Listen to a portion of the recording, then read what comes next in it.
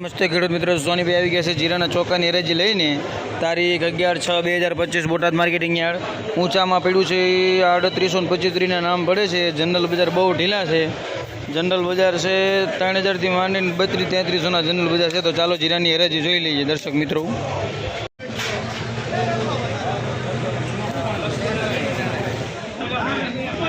₹3600.